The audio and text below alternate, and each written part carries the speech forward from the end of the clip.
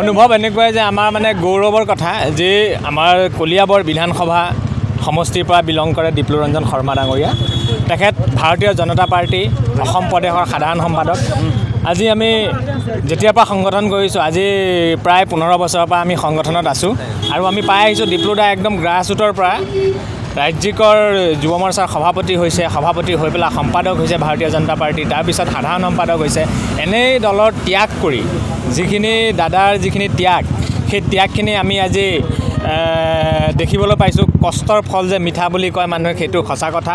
আৰু আজি ভাৰতীয় জনতা পাৰ্টি চামগুৰি সমষ্টিত উপনিৰ্বাচনত ৰকিবুল হুছেইন ডাঙৰীয়াৰ যিটো মানে পৰিয়ালকেন্দ্ৰিক ৰাজনীতি, তেওঁৰ ককাদেউতা, তেওঁৰ দেউতা, তেওঁৰ সন্তানক যিভাৱে মানে পৰিয়ালকেন্দ্ৰিকভাৱে শাসন কৰিব বিচাৰিছিলে চামগুৰি ৰাইজক, সেইখিনি চামগুৰি ৰাইজে উৎখাত কৰি দিলে আৰু পৰিয়ালকেন্দ্ৰিক ৰাজনীতি অসমত নচলে সেইখিনি দেখুৱাই দিলে।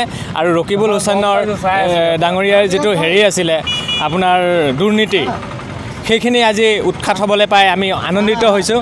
আৰু এনেকুৱা এটা মানে আনন্দ লাগিছে, আমি আনন্দৰ মাজত মানে নিৰানন্দ হৈ আছোঁ। হাঁহিমে নে কান্দিমে নে, আমি ইমান উৎফুল্লিত হৈছোঁ প্ৰকাশ কৰিব নোৱাৰাকৈ। সেইখিনিয়ে আৰু মানে ইমানে আনন্দিত হৈছোঁ যে জখলাবন্ধাৰ ল'ৰা এজনে চামগুৰি সমষ্টিৰ MLA হ'ব পাৰিছে। আমি কিন্তু বহুত আগৰ পৰাই এটা আশা কৰিছিলোঁ যে দীপ্লুৰঞ্জন শৰ্মা MLA হ'ব বুলি, আৰু আমি সহায় কৰিলোঁ হয়। কিন্তু আজি চামগুৰি ৰাইজে তেওঁক যে MLA পাতিলে, ইয়াতকৈ আৰু ডাঙৰ আনন্দিত আৰু কোনো কথা হ'ব নোৱাৰে। গতিকে কলিয়াবৰ ৰাইজৰ কাৰণে আমি বৰ গৌৰৱান্বিত হৈছোঁ। সেইখিনি চামগুৰি ৰাইজে উৎখাত কৰি দিলে আৰু পৰিয়ালকেন্দ্ৰিক ৰাজনীতি সেইখিনি দেখুৱাই দিলে। আৰু ৰকিবুল হুছেইনৰ ডাঙৰীয়াৰ যিটো হেৰি আছিলে আপোনাৰ দুৰ্নীতি, সেইখিনি আজি উৎখাত হ'বলৈ পাই আমি আনন্দিত হৈছোঁ। আৰু এনেকুৱা এটা মানে আনন্দ লাগিছে, আমি আনন্দৰ মাজত মানে নিৰানন্দ হৈ আছোঁ। হাঁহিমে নে কান্দিমে নে, আমি ইমান উৎফুল্লিত হৈছোঁ প্ৰকাশ কৰিব নোৱাৰাকৈ। সেইখিনিয়ে আৰু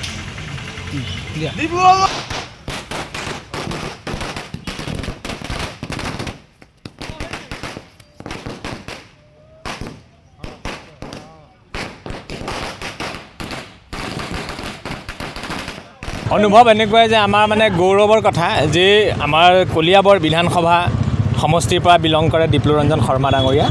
তেখেত ভাৰতীয় জনতা পাৰ্টি অসম প্ৰদেশৰ সাধাৰণ সম্পাদক। আজি আমি যেতিয়াৰ পৰা সংগঠন কৰিছোঁ, আজি প্ৰায় 15 বছৰৰ পৰা আমি সংগঠনত আছোঁ আৰু আমি পাই আহিছোঁ দীপ্লুদা একদম গ্ৰাছৰুটৰ পৰা ৰাজ্যিকৰ যুৱ মৰ্চাৰ সভাপতি হৈছে, সভাপতি হৈ পেলাই সম্পাদক হৈছে ভাৰতীয় জনতা পাৰ্টি, তাৰপিছত সাধাৰণ সম্পাদক হৈছে। এনেই দলৰ ত্যাগ কৰি যিখিনি দাদাৰ যিখিনি ত্যাগ, সেই ত্যাগখিনি আমি আজি দেখিবলৈ পাইছোঁ। কষ্টৰ ফল যে মিঠা বুলি কয় মানুহে, সেইটো সঁচা কথা।